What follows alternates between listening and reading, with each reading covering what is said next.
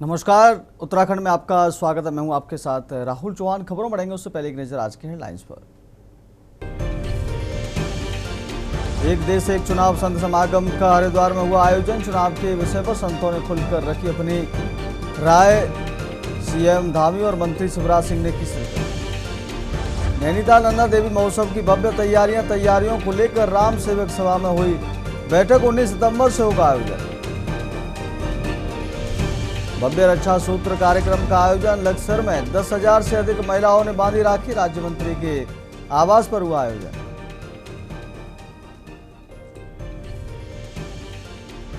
नैनीताल में नैनी झील का जलस्तर बढ़ा।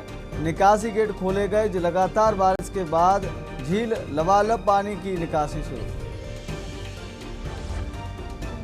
सावन का आज आखिरी सोमवार। शिवालयों में सुबह से श्रद्धालुओं की भारी भीड़। हर हर महादेव का उद्घोष। उत्तराखंड के 9 जिलों में आज भारी बारिश का अलर्ट। लैंडस्लाइड से एनएच समेत 85 सड़कें बंद। आपदाओं में अब तक 43 लोगों की मौत। आप देख रहे हैं के न्यूज, खबरों का सारथी।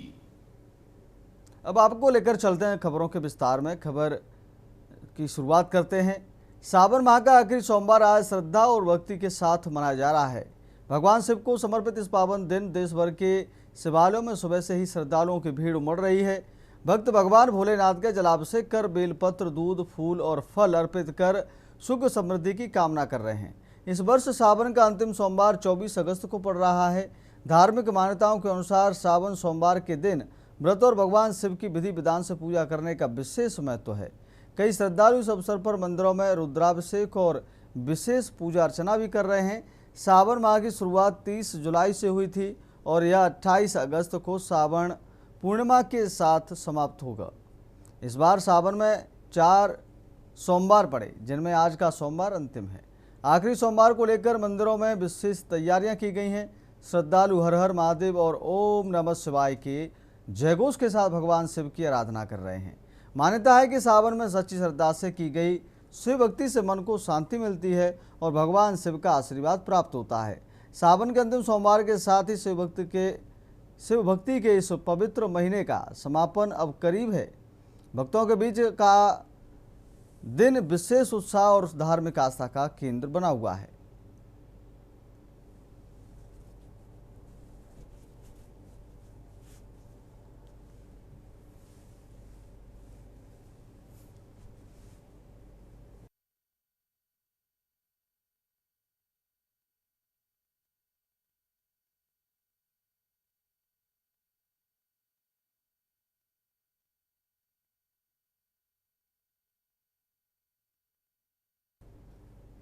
अगली खबर का रुख कर लेते हैं। हरिद्वार में वन नेशन वन इलेक्शन संत समागम कार्यक्रम का आयोजन किया गया।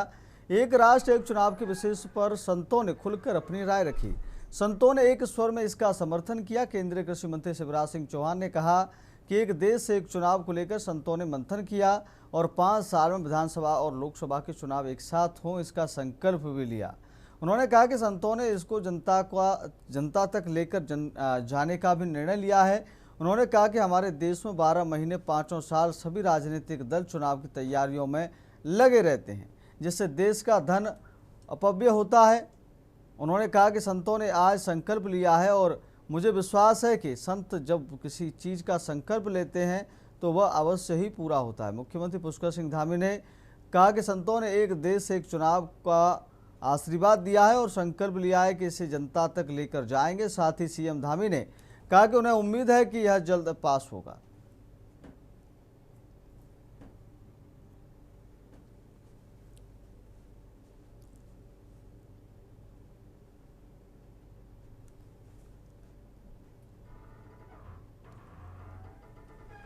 श्री पंचायती अखाड़ा निरंजनी से हमारे परम श्रद्धेय पूज्य महर्षि में, क्योंकि हमने उज्जैन कुंभ में देखा कई संत शिवराज सिंह जी को भी मामा बोलते थे। देखिए, कांग्रेस ने 1937 में भी अपने अधिवेशन में मुस्लिम लीग के दबाव में तब भी वंदे मातरम को बांटा था और आज भी तुष्टीकरण की नीति के कारण से, अपने वोट बैंक की राजनीति के कारण से वो वंदे मातरम जिसको गाते हुए देश की आज़ादी के लिए, देश को स्वतंत्र कराने के लिए लाखों लोगों ने लाखों शहीदों ने, लाखों आंदोलनकारियों ने अपने प्राणों का बलिदान कर दिया, उसका उन्होंने अपमान किया। और देवभूमि उत्तराखंड में अगर ये जो 5वां पैरा है उसमें जिसमें हमारे देवी देवताओं का भी जो है वंदन किया गया है, तो मैं तो कांग्रेस के लोगों से पूछना चाहता हूँ, यहाँ उत्तराखंड के, उनको पूछना चाहिए कि क्या देवी देवताओं का अपमान उनको अच्छा लग रहा है? भूमि, दिव्य भूमि हरिद्वार की इस पवित्र धरा पर अवधूत मंडल में सभी श्रद्धेय श्रेष्ठ संतजन एकत्रित हुए और एक राष्ट्र एक चुनाव, 5 साल में लोकसभा और विधानसभा के चुनाव एक साथ होना चाहिए। अगली खबर का रुख कर लेते हैं। देश में वन नेशन वन इलेक्शन को लेकर आम सहमति बनाने की कवायद तेज हो गई है। रविवार को हरिद्वार में आयोजित संत समागम कार्यक्रम के दौरान इस महत्वपूर्ण विषय पर खुलकर और विस्तार से चर्चा की गई। कार्यक्रम में केंद्रीय मंत्री शिवराज सिंह चौहान, उत्तराखंड के मुख्यमंत्री पुष्कर सिंह धामी मुख्य रूप से उपस्थित रहे। इसके साथ ही अखिल भारतीय अखाड़ा परिषद के अध्यक्ष योग गुरु बाबा रामदेव समेत देश के तमाम बड़े संत महात्मा कार्यक्रम में मौजूद रहे। सभी ने एक स्वर में वन नेशन वन इलेक्शन को देश की प्रगति और सुशासन के लिए बेहद अहम बताया।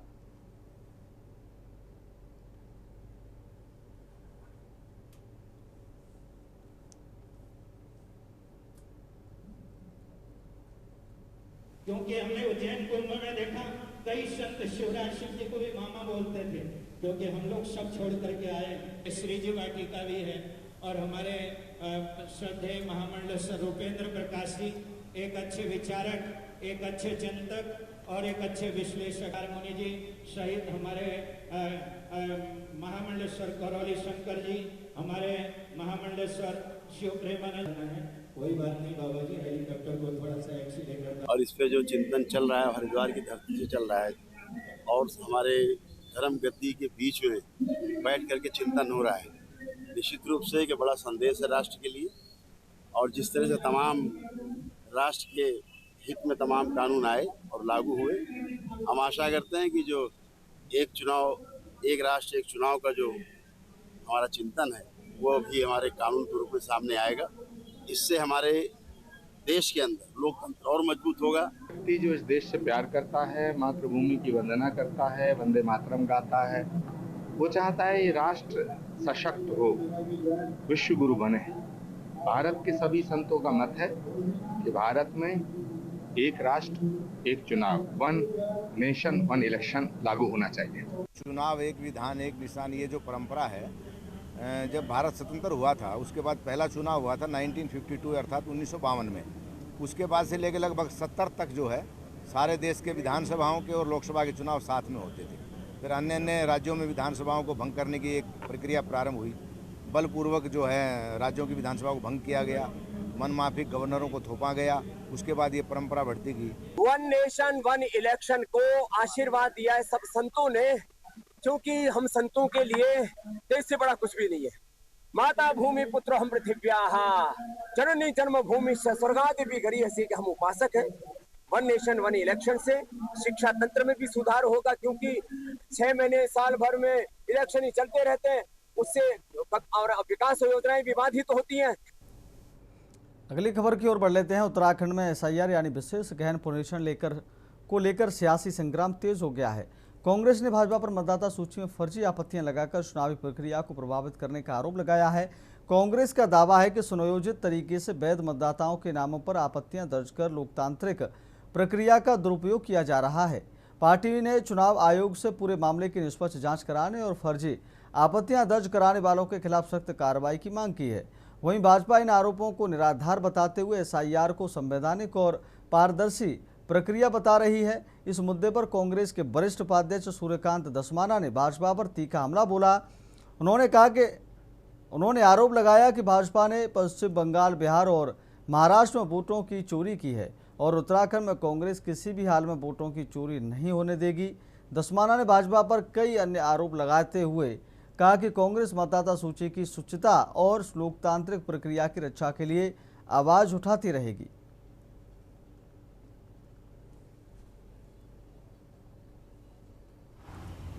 अब डाकू का बोलता है कि मैंने डकैती डाली, चोर का कहता है कि मैंने चोरी करी। ये चोर हैं, ये चढ़ावा चोर हैं, ये चंदा चोर है, ये पेट्रोल में मिलावटखोर है, ये पूरे देश के अंदर चोरी जो कर रहे हैं, ये कहाँ कहेंगे कि हम वोटों की भी चोरी कर रहे हैं। पूरे देश के अंदर, चाहे पश्चिम बंगाल हो, चाहे बिहार हो, चाहे महाराष्ट्र हो, इन्होंने वोटों की चोरी करी है। उत्तराखंड में वोटों की चोरी हम नहीं होने देंगे। उत्तराखंड में हम वोटों की चोरी नहीं होने देंगे। हम लगातार उस पर संघर्ष करेंगे। अब बात कर ले अगली खबर की। अल्मोड़ा नगर के हनुमान मंदिर बाड़ में कारगिल युद्ध के शहीद कैलाश चंद्र रौतेला की स्मृति को सम्मान देते हुए एक मार्ग का नाम उनके नाम पर रखा गया। इस अवसर पर स्मृति शिलापट का अनावरण कर शहीद की वीरता और बलिदान को नमन किया गया। हनुमान मंदिर बाड़ के पार्षद वैभव पांडे की पहल पर शहीद कैलाश चंद्र रौतेला की स्मृति में बनाए गए मार्ग का नामकरण किया गया। कार्यक्रम में मेयर अजय वर्मा, स्थानीय जनप्रतिनिधियों और बाढ़ वासियों ने शिरकत कर शहीद को पुष्पांजलि अर्पित की। शहीद कैलाश चंद्र रौतेला का जन्म 28 दिसंबर 1966 को अल्मोड़ा के गंगोला मोहल्ले में हुआ था। प्रारंभिक शिक्षा के बाद उन्होंने रेमेज इंटर कॉलेज और एसएसजे कैंपस अल्मोड़ा से अध्ययन किया। छात्र जीवन में वे एनसीसी और एनएसएस से जुड़े रहे तथा हॉकी के उत्कृष्ट खिलाड़ी भी थे। वर्ष 1988 में आईटीबीपी में भर्ती होने के बाद उन्होंने कमांडो और ताइक्वांडो प्रशिक्षण प्राप्त किया। अपनी सेवा के दौरान उन्होंने एसपीजी और राष्ट्रपति भवन सहित कई महत्वपूर्ण जिम्मेदारियां निभाई। कारगिल युद्ध के दौरान ऑपरेशन विजय में जम्मू कश्मीर में तैनाती के समय 30 मई 1999 को देश की रक्षा करते हुए उन्होंने सर्वोच्च बलिदान दिया। आप लोगों के इस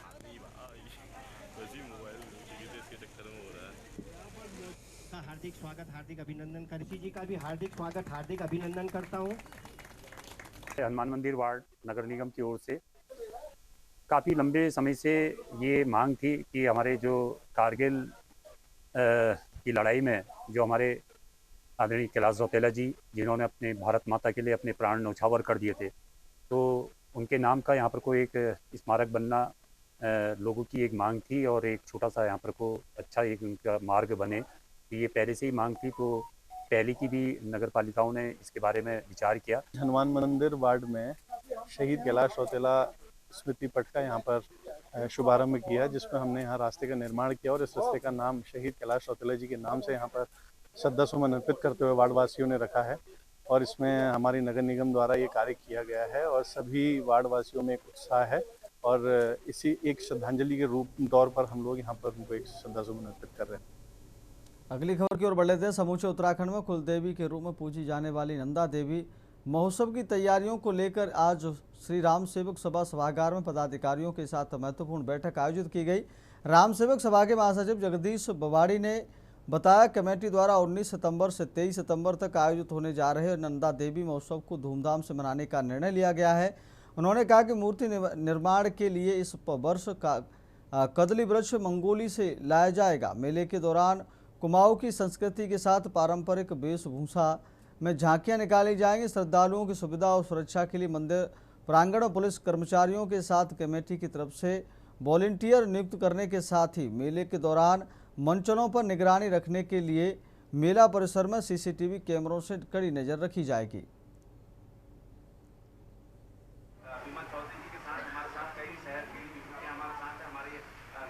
तो हमारा नंदा देवी महोत्सव जो प्रारंभ होगा वो 16 सितंबर से हमारा महोत्सव का उद्घाटन यही राम सेवक सभा प्रांगण पे होगा और 19 सितंबर से लेकर 23 सितंबर तक ये मेला चलेगा।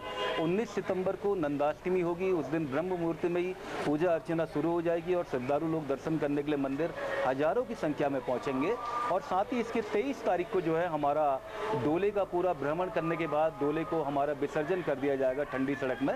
और इस वर्ष जो हमारा कदली वृक्ष जो आना है वो मंगोली क्षेत्र से हमारा कदली वृक्ष यहाँ पे आना है। और जिस दिन 16 तारीख को हम कदली वृक्ष लेने जाएंगे, 17 को आएंगे, उसी दिन से मूर्ति निर्माण शुरू हो जाएगा। अगली खबर की ओर बढ़ लेते हैं। नैनीताल में लगातार हो रही बारिश के चलते नैनी झील का जलस्तर बढ़कर अधिकतम स्तर के करीब पहुंच गया है। झील का जलस्तर गेज के शून्य स्तर से 10 फीट 6 इंच तक पहुंचने के बाद जल निकासी के गेट खोल दिए गए हैं। झील के पहले 3 इंच पानी की निकासी की जा रही थी, जिसे अब बढ़ाकर 6 इंच कर दिया गया है। झील का जलस्तर सामान्य बनाए रखने के लिए लगातार पानी निकाला जा रहा है। सिंचाई विभाग के अवर अभियंता नीरज तिवारी के मुताबिक झील का जलस्तर सामान्य से ऊपर पहुंचते ही जल निकासी शुरू कर दी गई थी। उन्होंने बताया कि इस वर्ष पिछले साल की तुलना में बारिश कुछ कम हुई है। पिछले वर्ष इस समय तक करीब 1522 मिलीमीटर बारिश दर्ज की गई थी, जबकि इस वर्ष अब तक करीब 1510 मिलीमीटर बारिश हुई है। वहीं नैनी झील से जल निकासी शुरू होने के बाद प्रशासन ने तराई क्षेत्रों में नदी किनारे रहने वाले लोगों के लिए अलर्ट जारी किया है। लोगों से नदी किनारे नहीं जाने और सतर्क रहने की अपील की गई है। प्रशासन और सिंचाई विभाग की टीमें झील के जलस्तर और जल निकासी की स्थिति पर लगातार नजर बनाए हुए हैं।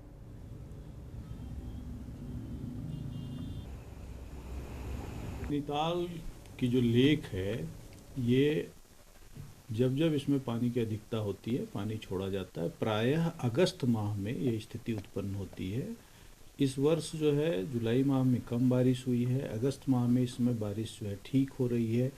कल बुधवार को ऐसी स्थिति उत्पन्न हुई कि जो निर्धारित जल स्तर है 86.5 फीट का, उसको जो है पार किया पानी ने, तो गेट खोलने की आवश्यकता पड़ी। गेट जो खोला गया, यहाँ से जाने वाला पानी काठगोदाम बैराज पर जा करके पहुँचता है। हमारे पास एक नॉर्म निर्धारित है रेगुलेशन के झील को पानी को मेंटेन करने के लिए। उस हिसाब से हमारा झील का लेवल अभी ठीक है थोड़ा सा, क्योंकि कल जो है हमारे पास एक अलर्ट था अत्यधिक वर्षा का, तो जिस कारण हमें जो है 3 इंच गेट कल रेगुलेट करने पड़े, क्योंकि पानी रात में बहुत ज़्यादा बढ़ने की संभावना थी। तो उसको लेवल को मेंटेन करने के लिए 3 इंच गेट कल हमारे खोले गए हैं। और वर्षा भी पिछले साल के मुकाबले इस बार लगभग 43 mm एक्सेस है। पिछले साल हमारी 1565 mm वर्षा हुई थी और इस बार जो है 1522, पिछले बार 1522 थी और इस बार 1565 mm वर्षा रिकॉर्ड की गई है। और लेवल भी हमारा पिछले साल के मुकाबले इस बार लगभग 6 इंच एक्सेस है। अगली खबर का रुख कर लेते हैं। खबर पौड़ी से है, जहां रामलीला मैदान में ब्रह्म कुमारीज की स्थानीय शाखा की ओर से रक्षाबंधन पर्व समारोह आयोजित किया गया। कार्यक्रम में बतौर मुख्य अतिथि नगर पालिका अध्यक्ष हिमानी नेगी शामिल हुई। मुख्य वक्ता मेहर चंद और विशिष्ट अतिथि एएसपी संचार अनूप कारा ने पर्व का महत्व बताया। वक्ताओं ने रक्षाबंधन के आध्यात्मिक और सामाजिक महत्व पर प्रकाश डालते हुए प्रेम, विश्वास और सामाजिक सद्भावना का संदेश दिया गया। ब्रह्म कुमारी बहनों ने उपस्थित लोगों को राखियां बांधकर एक बुराई छोड़ने और एक अच्छाई अपनाने का संकल्प दिलाया। नशा मुक्त भारत अभियान के तहत लोगों ने नशे से दूर रहने की प्रतिज्ञा भी ली। राजयोग के जरिए तनाव से दूर रहने और सकारात्मक ऊर्जा अपनाने की जानकारी दी गई। सांस्कृतिक प्रस्तुतियों के माध्यम से नैतिक मूल्यों और सामाजिक एकता का संदेश दिया गया। इस दौरान मुख्य पशु चिकित्सा अधिकारी डॉक्टर विशाल शर्मा सहित अन्य लोग मौजूद रहे।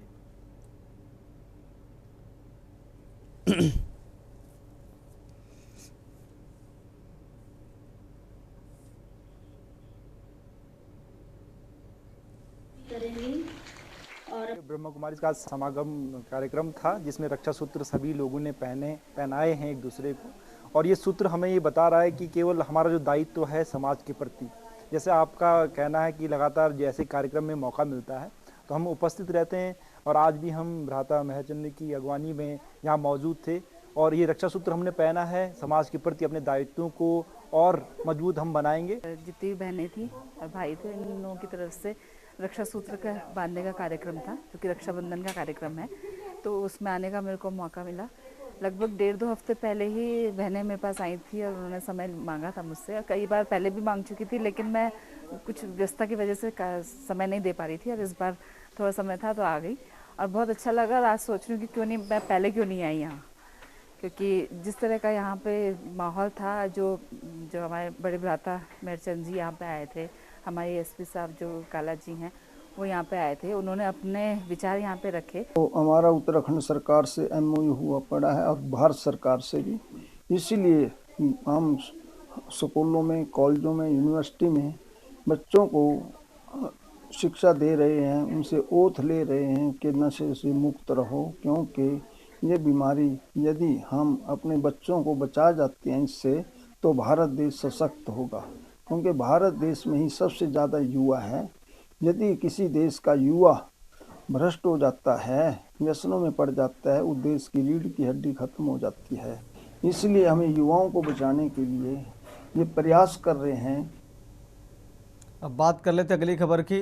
खबर उत्तराखंड के अल्मोड़ा से है। दुग्ध संघ में एक बार फिर अधिकारियों की कार्यशैली को लेकर विवाद गहराता नजर आ रहा है। दुग्ध संघ के अध्यक्ष गिरीश खुलिया ने अधिकारियों पर नियमों की अनदेखी और समितियों को कमजोर करने का आरोप लगाया है। उनका कहना है कि कई बार प्रशासन और शासन स्तर पर शिकायत करने के बावजूद भी कोई कार्रवाई नहीं हो रही है। दुग्ध संघ अध्यक्ष गिरीश खुलिया ने कहा कि दुग्ध संघ एक्ट के नियमों को दरकिनार कर दुग्ध समितियों को कमजोर करने का प्रयास किया जा रहा है।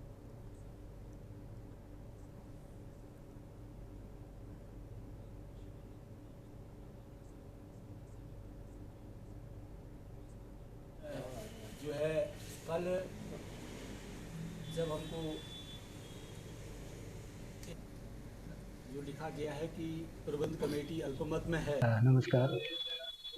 मेरा इस उसमें जो सदस्यों की अनर्हता के विषय में कहना है, जो ये एक षड्यंत्र के तहत प्रधान प्रबंधक, सहायक निदेशक और उप निदेशक जी ने ये कार्रवाई की है, इस कार्रवाई में कतई भी जो है सच्चाई नहीं है, क्योंकि अभी जो है हमारे पास बोर्ड में 8 सदस्य हैं।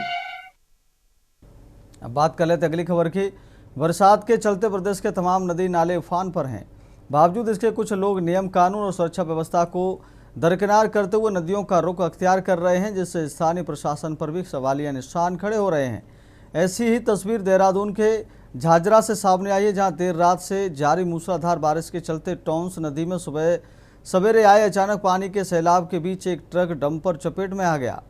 बताया जा रहा है कि ट्रक चालक और नदी में मौजूद लोग समय रहते बमुश्किल बाहर निकल आए, लेकिन पानी के तेज सैलाब में फंसा ट्रक पानी के तेज बहाव के चलते दूर तक बहता चला गया। बता दें कि यह वही इलाका है जहां पिछले साल बरसात के दौरान ही नदी में आए सैलाब में ट्रैक्टर ट्रॉली सवार आधा दर्जन मजदूर असमय ही काल का गाल में समा गए थे। ऐसे में सवाल खड़े होते हैं कि जब मानसून के चलते खनन गतिविधियां बंद हैं और वाहनों या लोगों की नदियों से दूर रहने की सलाह दी जा रही है, तो फिर यह वाहन और लोग नदियों में क्यों और किसकी सह पर अपने साथ ही अन्य लोगों की भी जान जोखिम में डाल रहे हैं।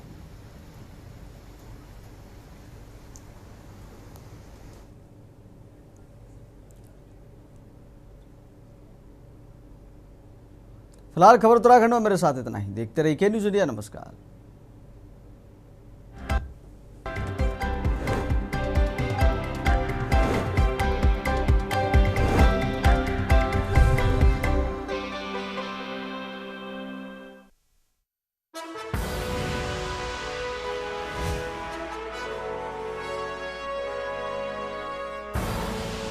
आप देख रहे हैं के न्यूज़, खबरों का सारथी।